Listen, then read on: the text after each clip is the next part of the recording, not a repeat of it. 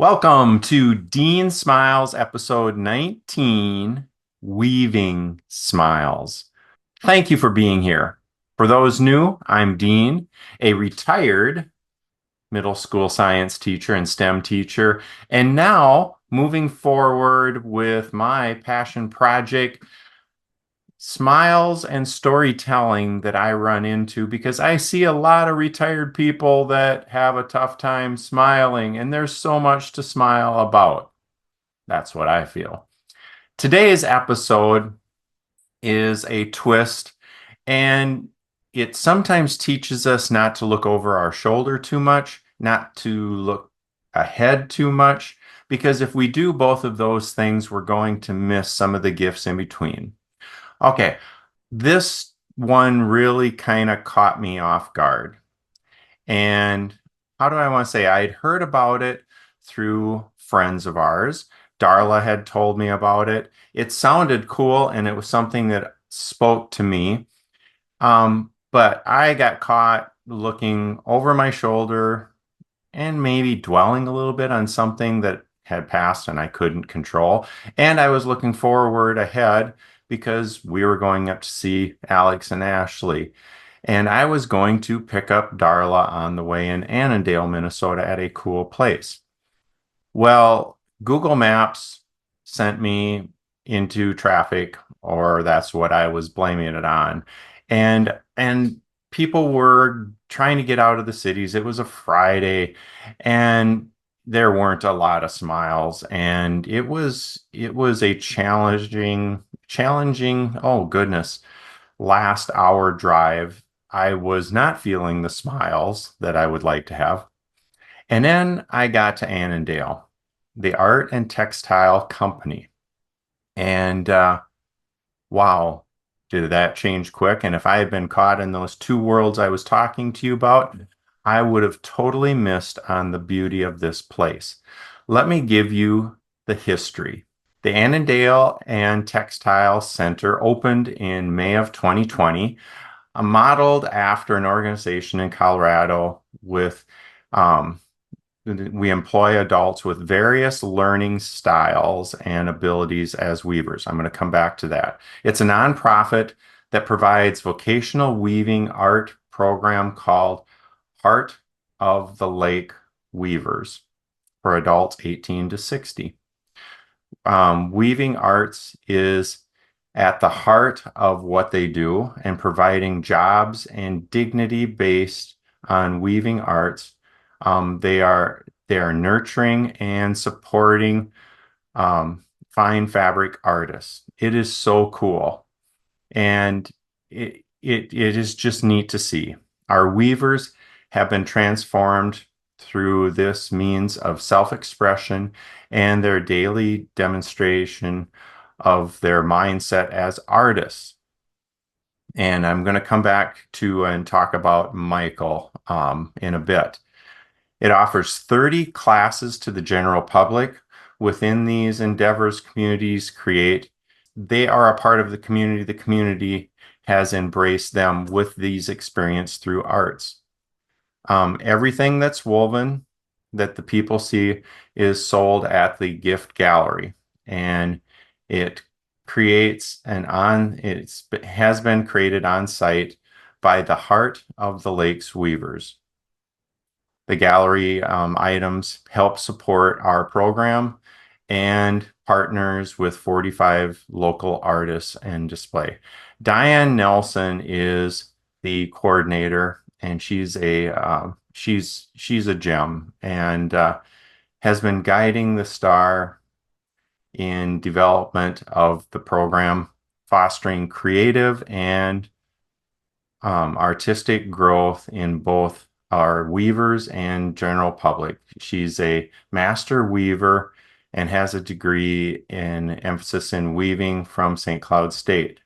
Additionally, she worked in the field of special ed for 14 years. Here's where it comes full circle. She takes that skill, her skill, and works with these learners and that people that have alternate learning styles.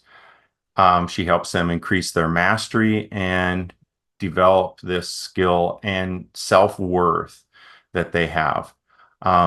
250, the average fabric yards produced per month by the 10 weavers.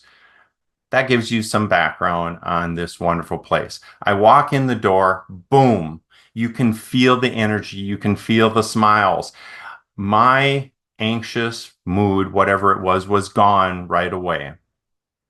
I was looking around and Michael was putting on a clinic for us. That's my basketball term, teaching us and demonstrating how he weaves. Watch this. Hold like this. Left, left, right, left, left. So you just keep going back and forth. And anytime you're doing that, make sure, you always got to make sure that you hold back the meter. It's just like using both your hands that are, it's like your hands, both your hands are taking turns by pulling back the meter and sliding the shuttle back and forth. Because you want to know why you're stepping on the shuttle. So that I had goosebumps, had a lump in my throat. He was so proud and so anxious to share what he's learned as an artist, his self-worth. He was beaming. He was a nonstop smile throughout our entire visit there. Then, when they finish, they calculate how many they've finished, and I can't think of the name, and I should write it down. But the spools, they take and count the number of spools and jot it down, and they put them in a basket. And then the bell and the music plays, and they hand out instruments, handheld instruments, to anybody in the store to celebrate. Check this out.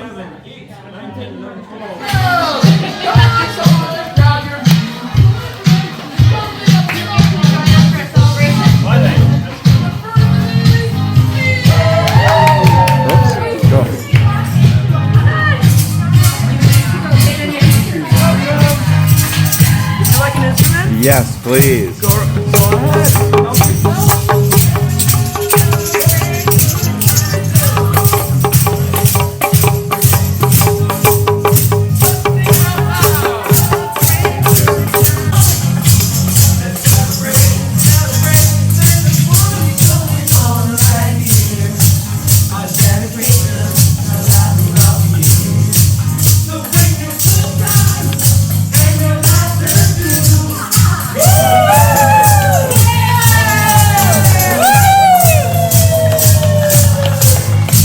Okay.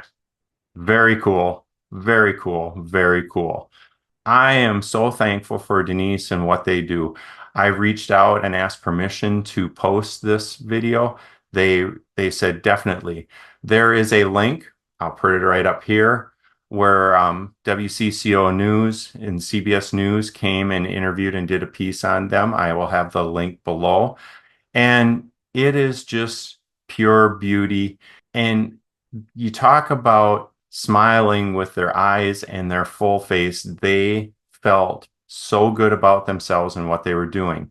As a teacher, and this is something and I liked about the way they identify the learners, not disabled, just with a different learning style. And that was the way I always looked at it. And I'm very proud to say I always had the most special ed students in my room, which created different opportunities at different time. Let's be honest. What I really loved about it was seeing learning through their eyes, not just the traditional classroom. They brought a perspective, and students reached out to them. They reached out to students. They love to learn, and that's their vehicle to be a part of the community.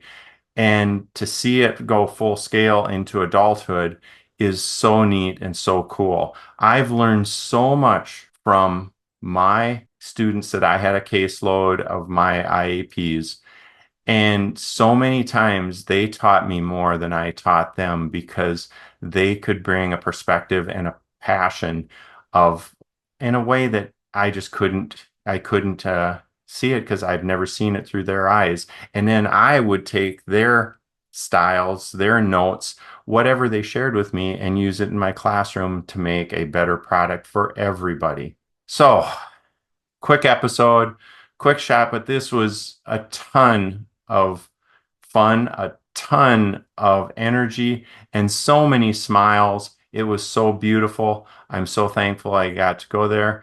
Thank you, Elizabeth. Thank you, Denise, for doing this.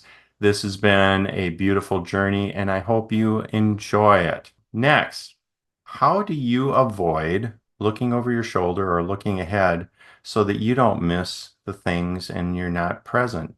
I'm curious what you have to say, because that really is the case here and how I looked at it. Thanks again. Until next time, keep smiling. Smiling days we all can share.